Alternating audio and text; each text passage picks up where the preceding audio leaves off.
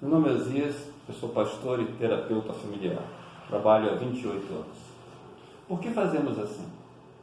Porque temos certos padrões que nos prejudicam.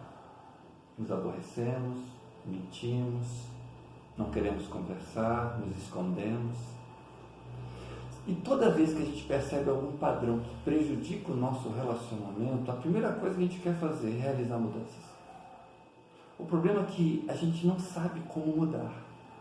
Ou às vezes a gente não identifica a base desse comportamento ruim. E eu quero dizer a você que boa parte desse comportamento ruim que você carrega muitas vezes tem a ver com o seu passado. Padrões que foram estabelecidos na sua vida pelos seus pais, padrões que foram estabelecidos pela cultura onde você viveu. E esses padrões às vezes não são bons para você hoje, por isso a necessidade de mudança. Por exemplo, as ferrovias americanas, entre dois trilhos, têm 4 pés e 8,5 polegadas. Alguém começou a estudar o porquê essa medida e descobriu que as primeiras ferrovias foram construídas pelos ingleses. Então, começou a pesquisar na Inglaterra por que as indústrias inglesas tinham esse padrão. E as indústrias que construíam as ferrovias na Inglaterra também construíam carroças, e as carroças têm 4 pés e 8,5 polegadas. E por que as carroças têm essa medida? Então descobriu que era por causa das antigas estradas europeias, e essas estradas europeias foram construídas pelo Império Romano. E por que o Império Romano seguiu essa medida de 4 pés e 8,5 polegadas? Por causa dos seus carros de guerra. E a medida do carro de guerra era por causa de 2 traseiros de cavalo. As bigas romanas, carregadas por 2 cavalos, tinham esse padrão por causa dos 2 traseiros. Percebe que algo moderno hoje, que ainda é utilizado, vem lá do Império Romano. O detalhe é que quando resolveu carregar o tanque de combustível do ônibus espacial, ele tinha que ser carregado através de ferrovia, passar por túneis, e a medida não poderia ser muito ampla, tinha que ser perto de 4 pés e 8,5 polegadas. Então o tanque do ônibus espacial não pode ser muito largo por causa de 2 traseiros de cavalo. Percebe como muitas vezes o passado interfere no meu presente? Quando isso é bom, ótimo, mas quando são coisas ruins que eu trouxe dos meus pais, isso é altamente prejudicial para a minha família, para o meu casamento, para os meus filhos, para qualquer tipo de relacionamento que eu tiver. E aí você pode ir para várias áreas. Por exemplo, filhos que foram criados sendo criticados constantemente pelos pais, eles vão ser altamente críticos com seus relacionamentos, com sua esposa, com seus filhos. E de onde vem esse padrão de criticar? Eu cresci no meio da crítica, eu cresci ouvindo crítica, e agora, ao conviver com outras pessoas, o padrão que eu estabeleço é o padrão que eu vivi. Outro exemplo, certa criança cresceu no lar, onde o pai, toda vez que brigava com a mãe, ele simplesmente ficava sem conversar. E aí, uma semana, 15 dias, o máximo que ele ficou sem conversar com a mãe quando brigou com a mãe foi 88 dias. Essa criança foi assistindo tudo, cresceu, se formou, casou, teve filhos.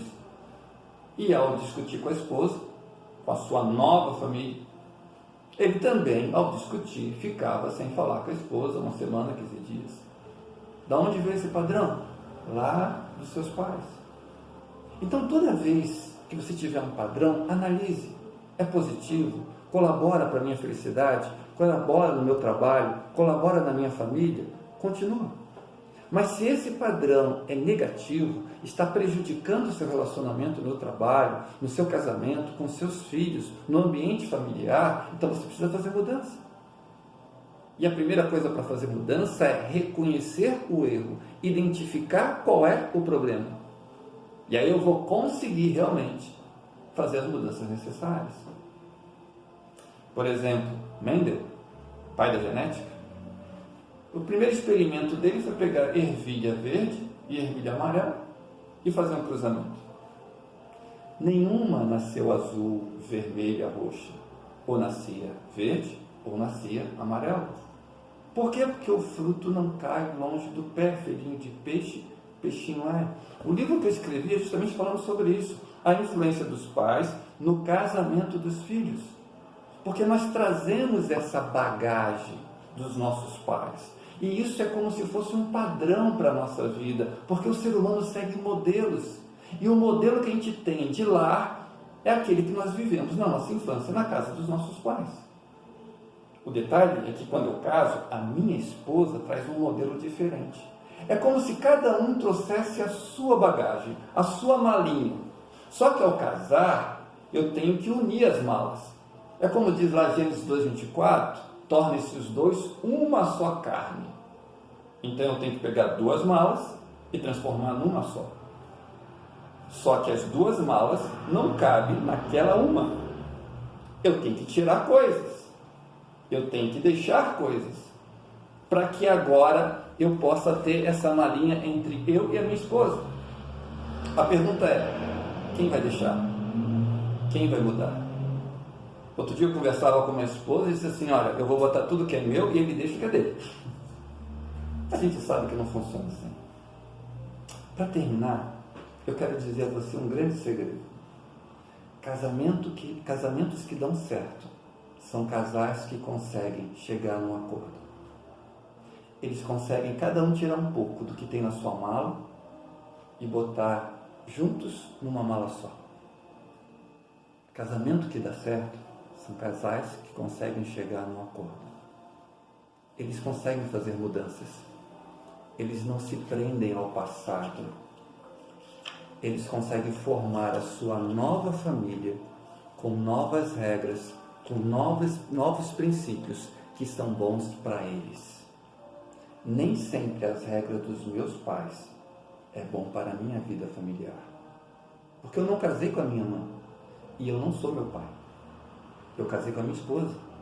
E as regras que eu devo estabelecer no meu lar tem que ser bom para mim e para ela. Estabeleça no seu lar os princípios que é bom para vocês dois. Faça as mudanças necessárias. Que Deus te abençoe.